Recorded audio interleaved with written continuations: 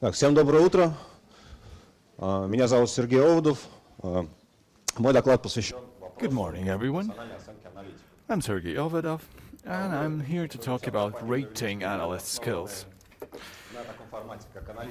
We've made an experiment in our company and called it the Analyst Games. We had several analytic teams solve the same task, and then we rated them. I've been working as an analyst for the last 6 years. For the last 4 years, I'm the lead analyst in the group of 5. Our company is called M13. We provide monitoring, media monitoring services, social network monitoring services. We do this based on our own developed system. There are over 100 employees in our company. There are 6 analysts, and we distributed over 3 cities in Russia: Kazan, Rostov, and Moscow. My talk is structured into 4 parts. The prerequisites for this. Next, I'll talk to the game, how we rated the results, and then I'll sum up the outcomes of our test game, experiment. It all started with the fact that we've decided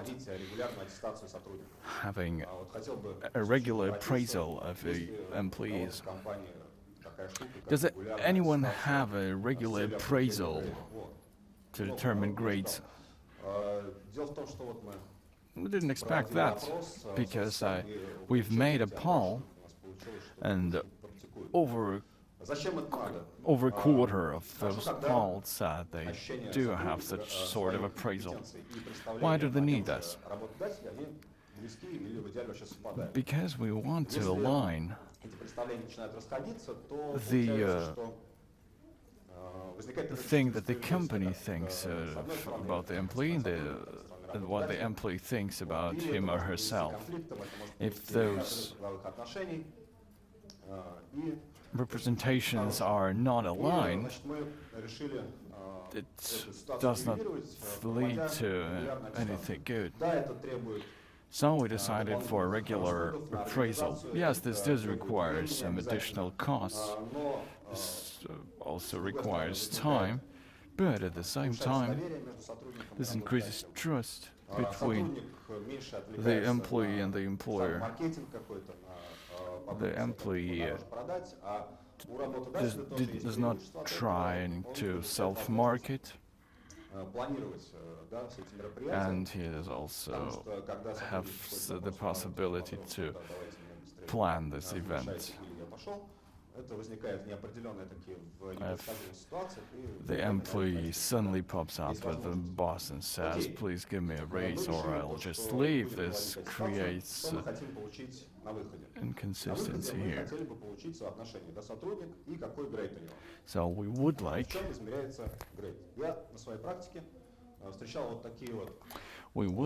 to have had a sort of a possibility to measure the grade. Every one of you has junior, middle, senior in your CV, but the drawback here is that there are too few grades here.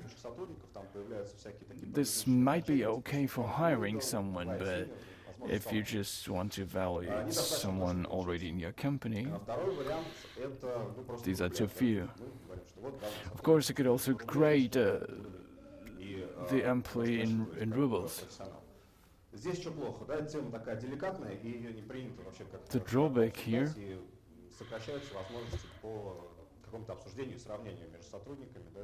is that people just don't want to be compared in money.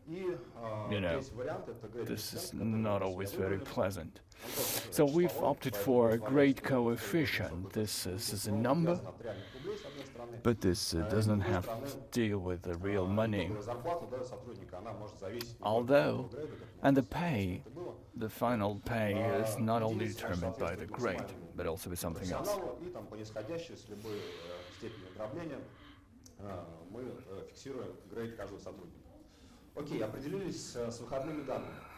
And so one stands for the novice, and everything less than one is getting more and more specialized, more and more competent. So, how do you evaluate? How do you determine the grade? First of all, you have to determine where you get your source data from. So, based on what? And how this data can be transformed into numbers.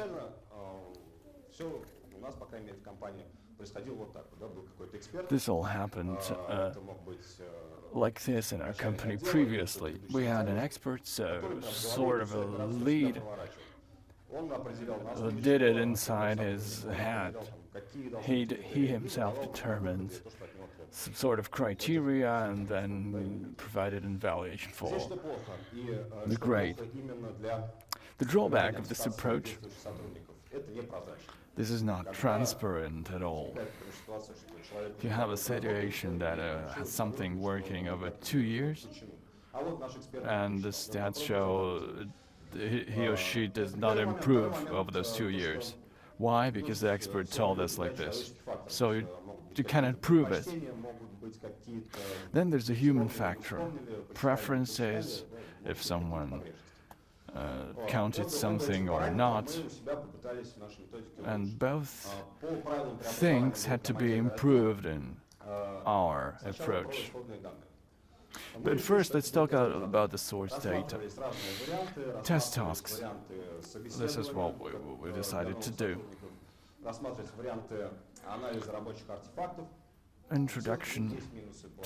Introductory talks were also considered, but well, of course, test cases are more expensive. This will require time of employees and experts, but as a result, we will receive some sort of a tactile data.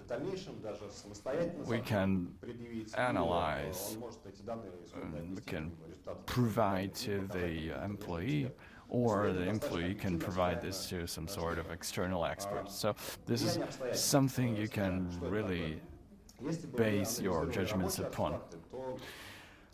Next, we really need test cases. If we wanted to analyze this in a real work situation, then we'll have some limited time, and this could potentially influence the results negatively. This would not always be the case, but the employee would be able to analyze this. And another thing why the test cases are a good thing, because we are the ones who create the task, the test case. And so we will test what we really want to test as a company, those skills we really want and need. Now, we have determined where the source data comes from, where the test cases come from. So how should this test case look like? If we'll take a look at the functions of an analytical role, a BA works with different roles, the customers with the users, then he has inputs from the documents and inputs from the developers. As an output, we receive the manual, a number of modals, or an oral interpretation and presentation is also possible as an output from the BA.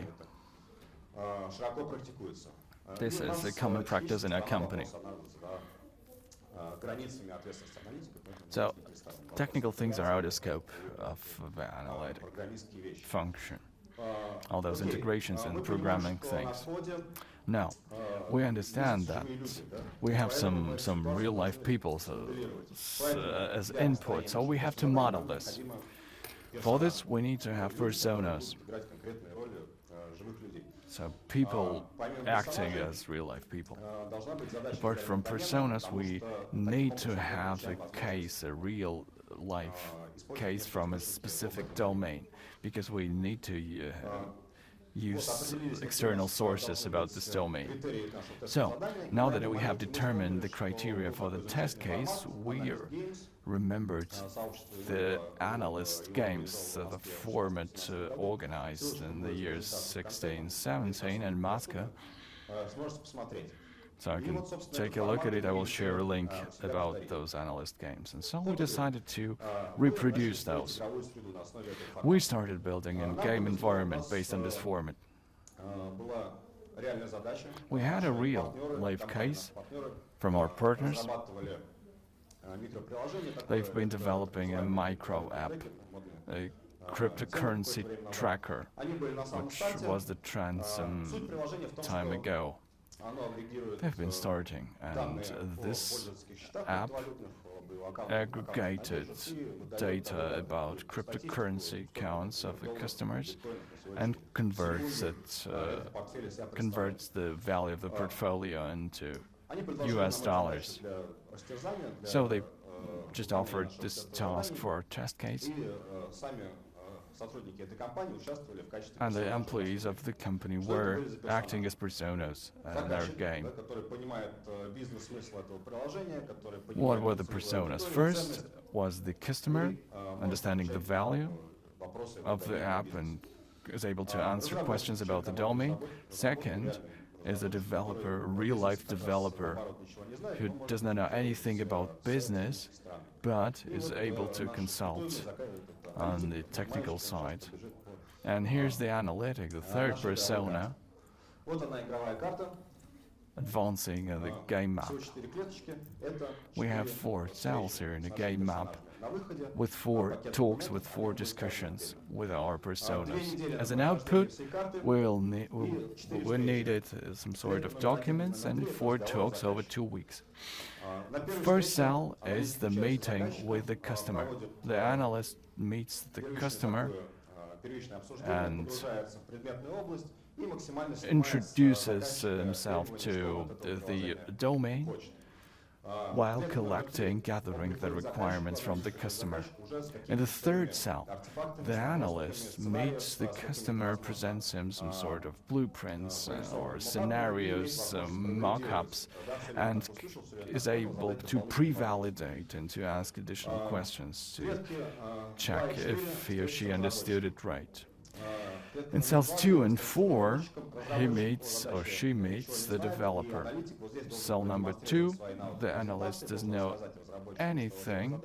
The developer doesn't know anything, so the analyst has to present the task to the developer, so that the developer applies his or her technical competence.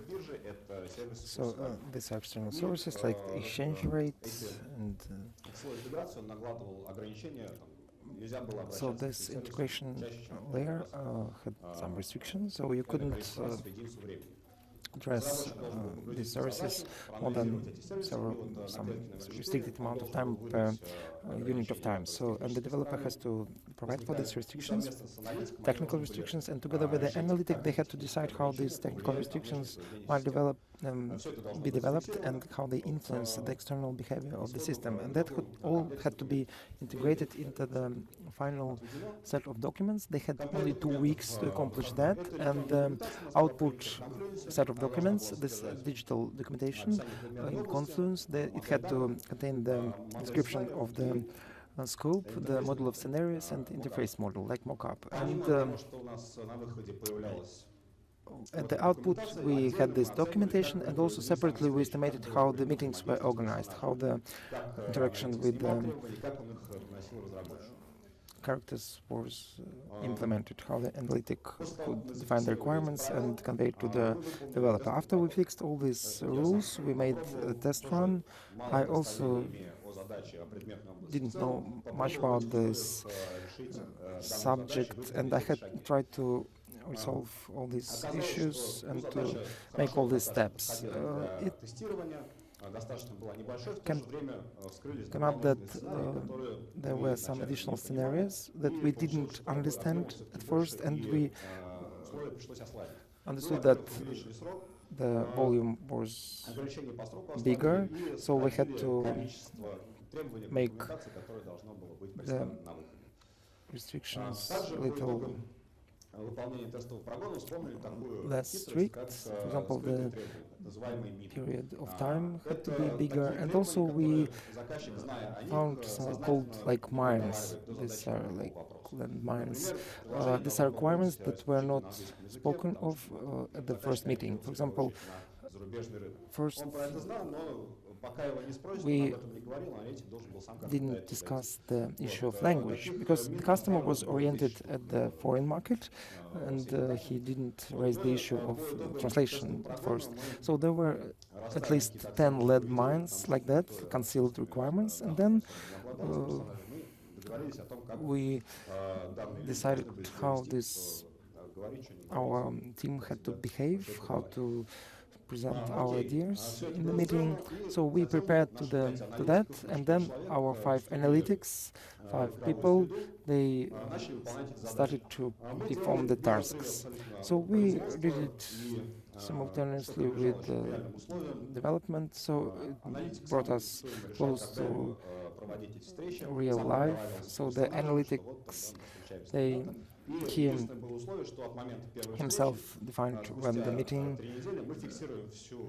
had to take place and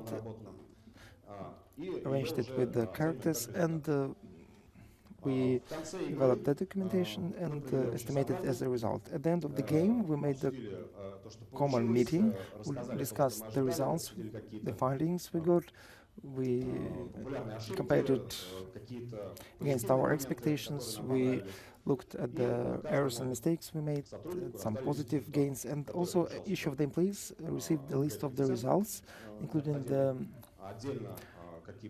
indicators like positive and negative things, results that he got, which influenced the final average result. So we, based on that, he could see where he had the points of growth, like things to be improved, etc. So, and we finished that all at the end of November, and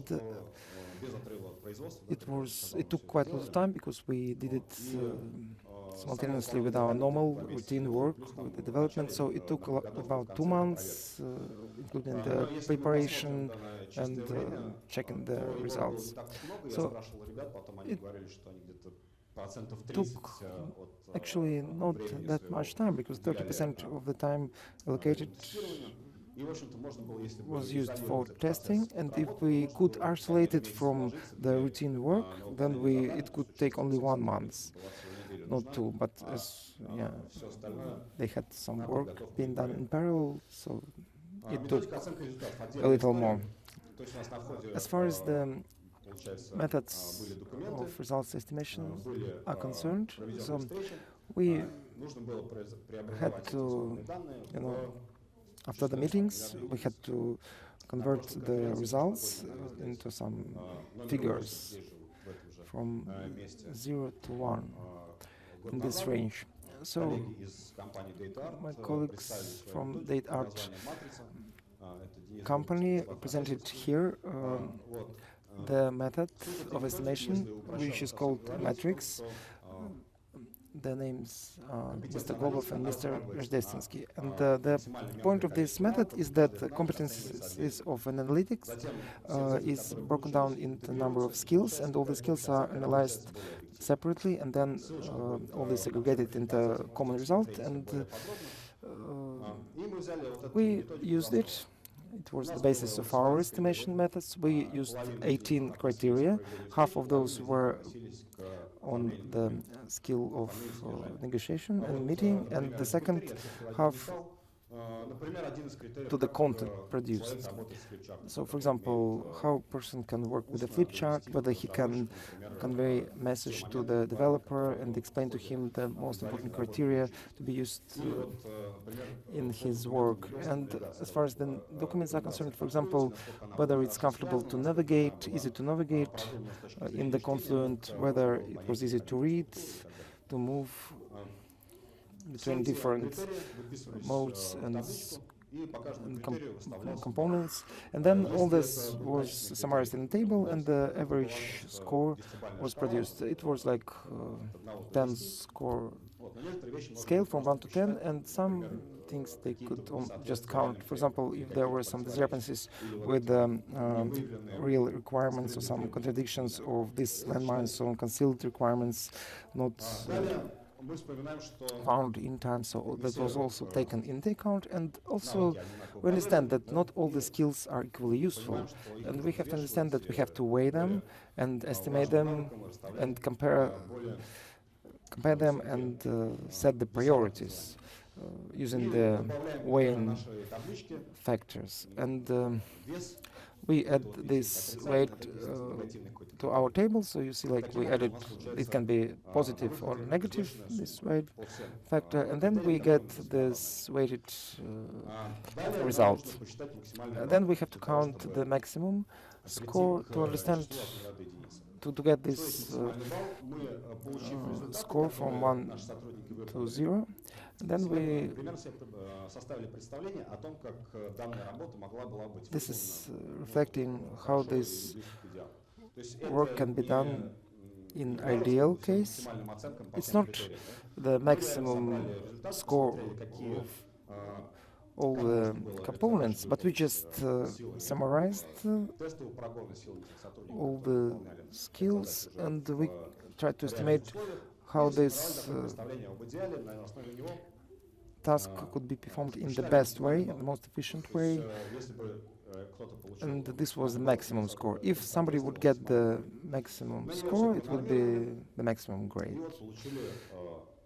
And this is the result, 0.7. This is the most efficient, the highest grade, actually. Also, each employee received not only the grade coefficient, but also pros and cons, what he did good, what not that good, and then he could share it with his colleagues if he wanted. And also we set what was good, really. We described his weaknesses and strengths so that he could draw some conclusions from that and develop accordingly in future. So this method allows us to get quite objective, quite tangible initial data. We get a set of documents, quite specific documents, compiled based on well-known rules, standard rules, and that helps to improve the transparency. Also, by this, we reduce the influence of some external factors on the person who participates in this process, and also list of the results that we produced. It helps to find the points of growth for the employees so that he understands how to develop and what he has to improve. So as you see, it's quite time-consuming procedure. It needs quite a lot of efforts of the employees themselves. So we managed that. We accomplished quite well. Of course, some results were not the ones we expected, but we understood that if we would try to just analyze it, to make just case study, then it would be quite theoretical and the results would be far from real life.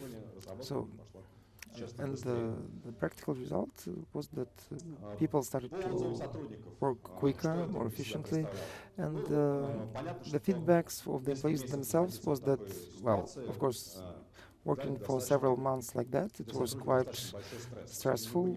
They didn't understand, they didn't know what results they would get. It brought some discomfort. But another point was that we didn't define the conditions quite well, so at the end there was some negative feedback that some understood it wrong.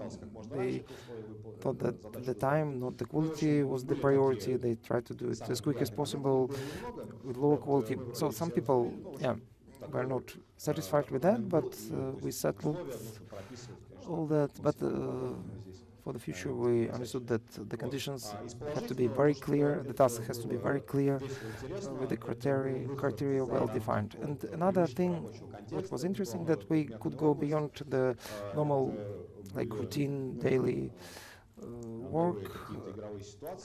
Beyond this context, we could create some game,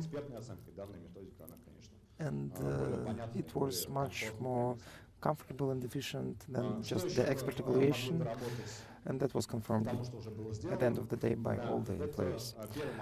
What we are planning to improve, what should be done differently, is that we have to involve the employees in the development of the list of criteria, and that was recognized by everyone, even by the company that produced the metrics. And so the employees have to participate, have to be involved. It would be more efficient. It shouldn't be mixed with the daily work. It was our mistake. We just did it because we were not sure in the success, and this approach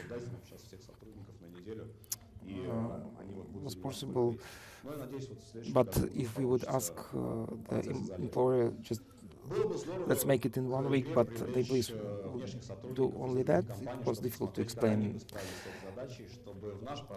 and justify. So I think we can invite some external experts to bring some new skills and some new elements into this game, so it would be interesting. We didn't think about that at first. So, and the major part of the estimate consisted of the personal contacts. We had to probably make videos, not just putting it on paper. That was our mistake, because if we would have video, it would be much easier, much more efficient. But we just documented that.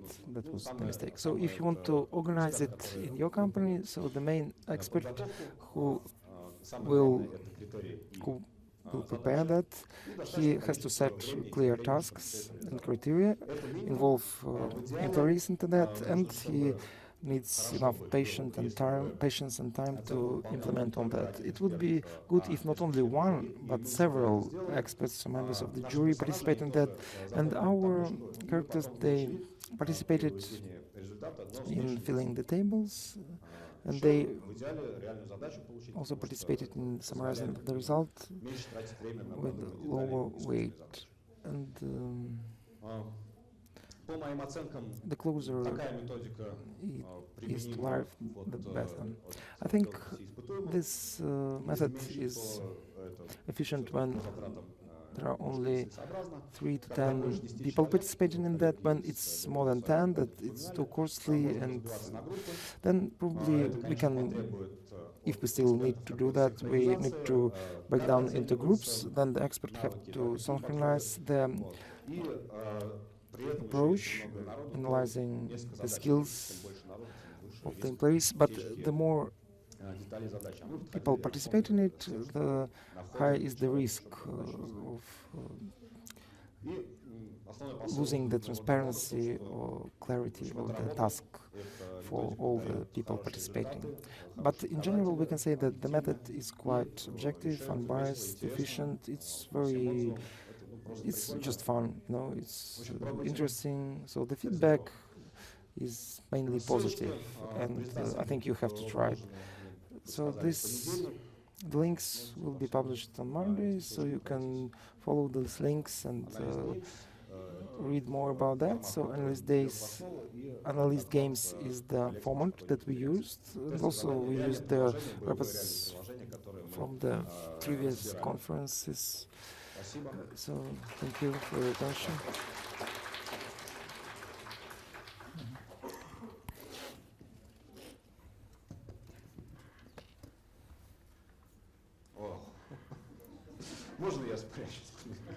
Can I please hide? There are so many questions out there. Вопросов на самом деле очень много, поскольку have lots and lots of questions because I'm working in a team, and I would like to apply this in our situation. We have several analysts in one team, meaning that we work in one task, and so there could be several analysts working on a single task. In this scenario, this is not possible, right? Yes, because this is how we organize the test case. This is how we usually work according to our standards. This is the pro of the scenario. You can organize this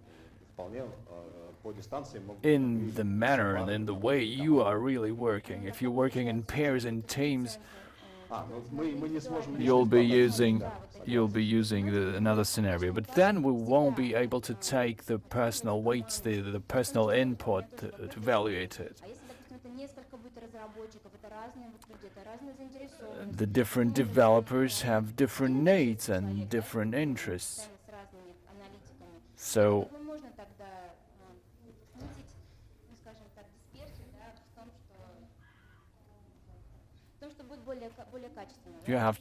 you can make it more consistent, and you can ensure the overall quality of the developer and the analysts. But if the developers are different, they can have different talents, they can have the different skills. I'm sorry, I did not understand the question. During the meeting of the analyst with the developer, there are two meetings, they are protocoled, and this is the same developer but for different analysts. Is this the same person who tests? No, this is a persona, it's an external persona acting as a developer, right? Yeah, confirmed, understood, thank you.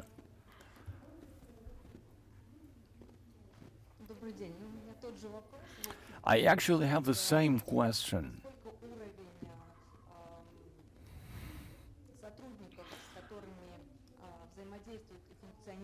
The level of the employees the analysts interact with, how does it influences the grade or the valuation of the analyst's competences? It has been said already, if the developer is of a low quality, then it will push the grade of the person to be evaluated. It will push it lower, make it lower. Yes, it does influence the evaluated grade, and we have chosen an employee having certain experience. And so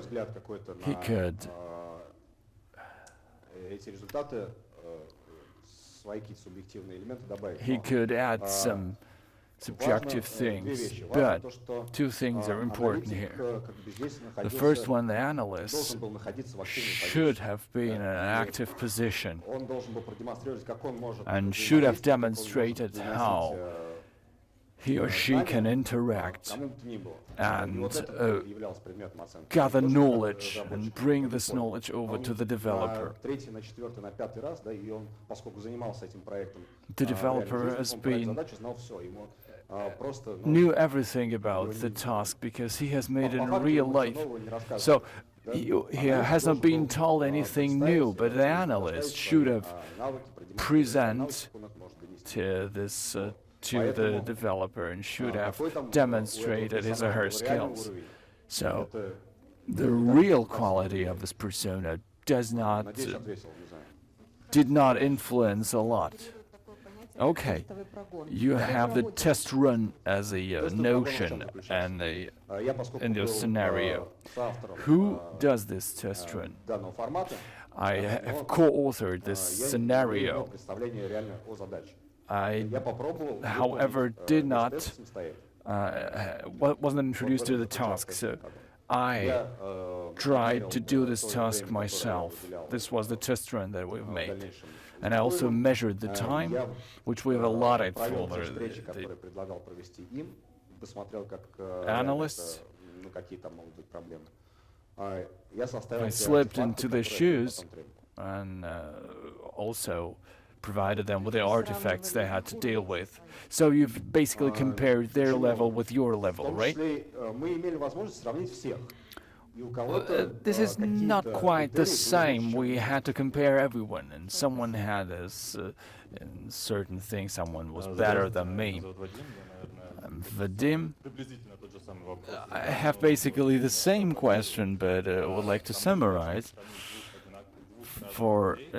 In my opinion, to compare two people, we need to place them under identical conditions. And my question is, how did you achieve this for the two analysts being evaluated? How did you allot time with the customer? Because the customer also has things to do with the developers and so on and so on. And the requirements of the developer, how they communicate with people. If the developer did not have an understanding when he was talking with the first analyst, then when he will be talking with a second analyst, he will have some sort of a pre-knowledge, and he will answer the questions differently. Maybe I have expressed myself not too accurately, but the developer did not have the task to answer any questions. In contrast, he needed to act as if he knew nothing and just... But well, this is a game, right? So you have to act, and during this test run, the test run didn't show any results, but the situation has been uncovered that you have to act as if you knew nothing, and so that the analyst pushes him or herself into the active position. And then we had a list of constraints, the A, B, and C, and what should we do with those constraints? Here I don't understand anything. And as for the identical conditions for every evaluated person, well, we tried to level it up a bit. Given the workload, we did not press the analyst for time. Someone was able to have his or her first meeting in a month because of their workload. With the customer, we didn't have any problems at all. He could have said no time, but every meeting took 2 hours at a maximum out of those 4. And over this 2 hours, well, 2 hours were allotted for the meeting, but it always ended earlier. 1 hour and 40 minutes was the maximum time. Thank you very much for the talk. My question is the following. First, you told that you had an expert-based evaluation in your company, which was not transparent enough, in your opinion. And this new system, as you put it, is more interesting. Did you do any control group or any pre-evaluation of the same persons by the experts? Are there any differences between the expert evaluations and the game-based evaluations that you received? Yes, we tried to draft some sort of evaluations, expert evaluations, before the game, and there were some surprises for us after the evaluation, the game-based evaluation took place. And those were positive surprises, because we have seen that a person whom we did not expect to be that high, that qualified, performed much better. Well, the grade differed by... The time is up. Sorry.